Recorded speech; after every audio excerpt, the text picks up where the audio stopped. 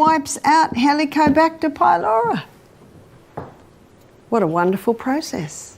Who healed him? His body healed itself when given the right conditions. When someone comes to me with Helicobacter pylori, one of the first things I do is increase their hydrochloric acid. Because if you increase the hydrochloric acid, remember what one of its roles is? Antibacterial, anti-yeast, antifungal. Now, I'm not criticising the doctors that discovered that Helicobacter pylori causes stomach ulcer. It is there. It does play a role. But why is it there? Can you see that? And unfortunately, on the board that awards Nobel Prizes, there are representatives from the pharmaceutical companies. So we won't go any further there, and I certainly am not saying people that get Nobel Prizes don't deserve it. Absolutely they do, because of their great work. But I'm just presenting you the facts. I'm just giving you the basic anatomy and physiology. So this man who'd had stomach pain for 25 years found relief by just drinking water at the right time, which allowed his body to heal itself. Dr. Batman Geheldhind, we'll call him Dr. B, he found the first place that we lose water is the lining of the gastrointestinal tract. He also found that if you go down the gastrointestinal tract, you come to the pancreas. And the pancreas releases 2 hormones into the blood to help balance blood sugar levels. That's your insulin and your glucagon. But if you're dehydrated, those hormones aren't being made as they should be. So people that are dehydrated, that can be a contributing factor to diabetes. He also discovered that there are hormones released from the pancreas to finalise digestion. So there's pancreatic lipase to finalise starch digestion. Sorry, fat digestion. There's pancreatic amylase. That's what finalises starch digestion. There's trypsin and chymotrypsin that finalise protein digestion. Now, they're all made out of water. If you don't have enough water, your digestion will be compromised. At every stage, water is needed for every body function. So no wonder Dr. Beat entitled his book, when a person has a symptom of disease, he says, must be one of the body's many cries for water. That's the title of his book. Our brain cells shrink when they don't have enough water. Headaches are common when we don't have enough water. Negative thought patterns can develop when our brain cells don't have enough water. I can get my hand to go in and out like that without pain because around every joint there's fluid. And that fluid is synovial fluid, and it is 99% water. In a state of dehydration, the body can take some water from there to maintain full blood volume in the major arteries and veins. And so if I have pain in there, maybe it's called arthritis, but actually maybe it's just a state of dehydration. Our eyeball moves around in water, so we need water at every single step. Also, our lungs. Now, at the bottom of our lungs, I'll draw you a small picture of our lungs so that you'll understand this. So here's our lungs here. That's one lung. So your trachea splits and comes down, and then it splits again into little bronchioles. It's quite a process. And then at the end of every bronchiole, looks like a little bunch of grapes, but they're alveoli. So at the end of the bronchioles, you've got the alveoli, and this is where the gaseous exchange takes place. Over every alveoli, there's a little blood capillary network, and it is in that blood capillary network where the oxygen is picked up from the alveoli, and the blood drops the carbon dioxide and we breathe out. In every alveoli, there's a minuscule droplet of water.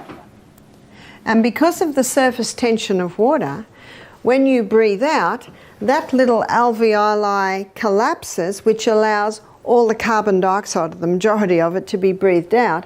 So that now when you breathe in, you can breathe in more oxygen. In a state of dehydration, that little droplet of water is not as it should be, which means that doesn't totally collapse when you breathe out, which means you can't get your full quota of oxygen.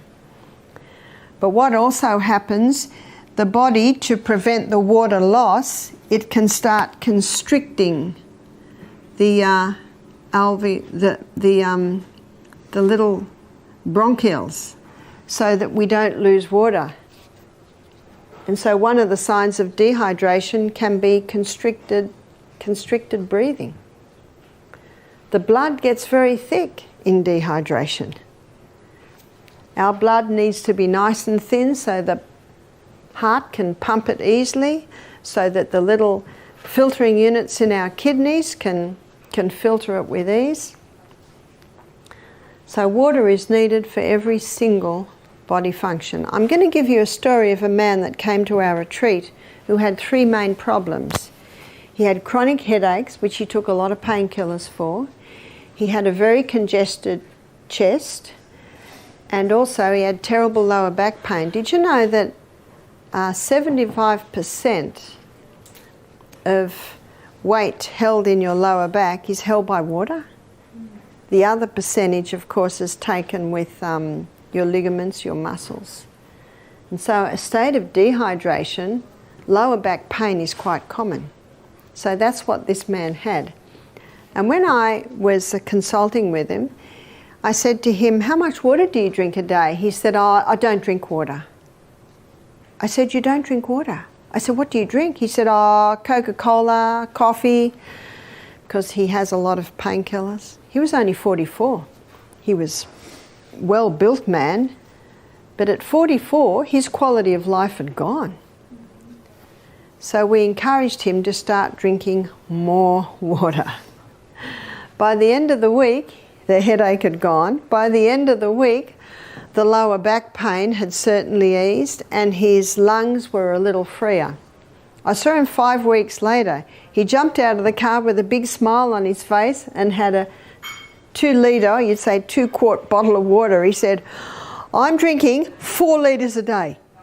He said, "In 5 weeks I've had no headaches, no lower back pain," and he said, "My chest is almost clear." What was his problem? It was dehydration. How nice when it's as simple as that. It's not always that simple, but it's nice when it is that simple. So Dr. B's book, One of the Body's Many Cries for Water, is an important book because he goes into every body function and shows how important it is for us to be drinking adequate water. One lady said to me, "I drink quite a lot of water in my cups of tea." Sorry, that doesn't do it, because tea contains dehydrating agents. Caffeine and tannin are both quite strong dehydrating agents. And if she puts a little teaspoon of sugar in that, there's another dehydrating agent in there. We had a pathologist do our program. He said, "We've done studies on caffeine, and we have found that you need 5 cups of water to make up for the dehydrating agents in 1 cup of coffee." Now that was a cup of coffee that also had sugar in it as well. So not only are people not drinking enough water, but they are also causing dehydration because of the drinks that they are having. Again, we need to drink little by little by little. Much depends on your activity through the day. If you're working out in the garden and perspiring a lot, if you're having steam baths a lot, then definitely you need to drink more water. One of the signs that you're drinking adequate water is that your urine is clear. So when your urine is clear, that's a fairly good sign that you're drinking enough water. Now at the moment here at the retreat, you're having B vitamins, and those B vitamins have an effect on your body to cause your urine to be fluorescent yellow. So don't be surprised if this week your urine is fluorescent yellow. So you just got to find out how to get it in. And many people in aged care facilities, elderly people, they do not drink enough water. And it certainly is a contributing factor to the mental illness and the deterioration in brains we're seeing. In Australia, there are 1,700 cases of Alzheimer's being diagnosed every week. Now, that's a bit scary. Did you know that God never meant our brain to deteriorate? And tomorrow, we're going to go to the brain, and tomorrow I'm going to show you how you can get brighter and smarter and wiser with age. Brains should not be deteriorating. Have you read of Alzheimer's or dementia in the Bible? I certainly haven't. And before the flood, you know, people were living till they were 700 and 800 years old. We're getting people today who are showing signs of dementia and Alzheimer's in their 40s and in their 50s, and that this should not be. And it's often not just one point, often it's several points, but one is certainly dehydration. So I'll give you a story to illustrate. We had a lady came and did our program a few years ago now, it's probably about 6 years ago now. She was 45 and she brought her mother who had dementia. So we always say if someone has Alzheimer's or dementia, they will need to have a carer with them. Because we're not a hospital, we just teach you how to give your body the conditions for healing. When the mother first arrived, so the mother was probably early 70s, I went into the bedroom and she was just standing there looking out the window. And she looked at me, she didn't seem to even know who I was or acknowledge me. So I talked to the mother, and, well, I couldn't say much to the mother, but I talked to the daughter and I found out she hadn't drunk any water for 2 days. And because she had dementia, her daughter would ask her and she'd say, oh yes, I've drunk lots of water, but she actually wasn't drinking any. And she hadn't been to the bathroom for 3 days. I'm talking about her bowels. So they're two things that we can fix pretty good. So we gave her herbs to get the bowels moving, and we just got her to drink little bits of water. See, a lot of elderly people are put off water because they don't want to have an accident. But if you can explain to them, just have a mouthful at a time. That's reachable. Just have a mouthful at a time. If you have a mouthful of water every couple of minutes, you'll be surprised how much water you can get into the body in a day. So just have lots of little bits. Within 24 hours, this lady had no dementia. She was lucid, she was talking to people, sitting and dialoguing, and the daughter looked at her and she hadn't seen her mother like this for a long time. You see, I understand what it's like in an aged care facility, because she had her mother in an aged care facility because it was just so difficult to look after her. She really couldn't leave her. That the nurses are so busy, they don't have the time to make sure everyone drinks enough water. And something else happens. When they get them to drink more water, more of the elderly people are having accidents, and then there's a lot more work for the nurses. I understand that. I understand it. I think it's our role to give our body the conditions so we never get there. Is that right? So that when we're getting into our latter years, our kids will want us to live in the little granny flat because we're going to mind the children. We're going to put the washing on the line. Oh, that's right, you put them in the clothesline. They do the ironing. They chop up the vegetables. You know, I say they're queen mother activities. You know, slow down a little bit. But how helpful is that for most busy families to have the mother or the mother-in-law there who's got a clear mind and can be of a help? I understand why so many are put in aged care facilities, because they can't be looked after. One lady said, my mother gets up at 3 in the morning, she goes to the people next door, she puts the clothes on off their clothesline. Oh, and my mother was found down the middle of the road naked. You know, that's very hard, and I feel so much for the person, because, you know, that's very debilitating for the mind to deteriorate like that. And so here we had this lady who got her faculties back within 24 hours because we got her bowels working and she started to drink more water. She really liked the salt. And if you give salt to someone, you know what's the next thing they do? They reach for the water.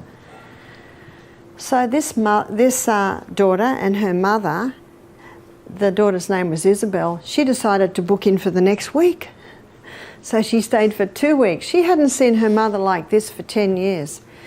Halfway through the second week, she rang up the aged care facility, she cancelled her room, and she brought her back home.